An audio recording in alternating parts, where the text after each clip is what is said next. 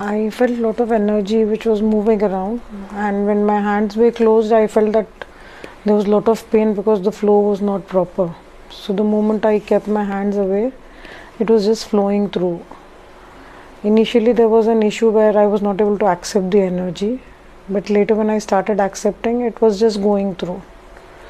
I could feel that relaxation, I could feel that energy flowing from my head to my toe, which gave a lot of relaxation.